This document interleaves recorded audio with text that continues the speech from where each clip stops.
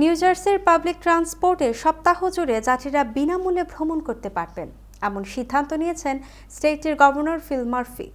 আগামী 2 সেপ্টেম্বর পর্যন্ত transit train, light rail ও বাসের যাত্রীরা পাবেন এই সুবিধা। এছাড়াও মান্থলি পাস ব্যবহারকারীদের জন্য সেপ্টেম্বর মাস জুড়ে 25% মূল্য হ্রাসের সুবিধা রয়েছে।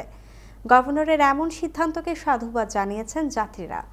চলতি সপ্তাহে নিউ জার্সির পাবলিক ট্রান্সপোর্টে ভ্রমণ করতে যাত্রীদের গুনতে হবে না কোনো অর্থ। সপ্তাহ জুড়ে নিউ জার্সির ট্রানজিট ট্রেন, লাইট রেল ও বাসের যাত্রীরা সম্পূর্ণ বিনামূল্যে এসব যানবাহনে ভ্রমণ করতে পারবেন।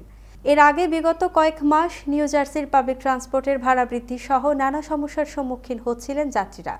তবে এবার যাত্রীদের কিছুটা স্বস্তি দিতে এমন সিদ্ধান্ত নেন গভর্নর। এতে ট্রেনের কর্মকর্তারাও এর সুবিধা ভোগ করতে পারবেন। সপ্তাহব্যাপী বিনামূল্যে পাবলিক ট্রান্সপোর্টের ভ্রমণের সুযোগ থাকায় টিকিট চেকিং করা থেকে বিরতি পাবেন তারা। তবে পাত অথবা প্যাটকো ব্যবহারকারীরা এই সুবিধা পাচ্ছেন না। এমনকি ব্যক্তি মালিকানাধীন যেসব বাস রয়েছে তাতে ভ্রমণ করলেও গুনতে হবে সম্পূর্ণ ভাড়া।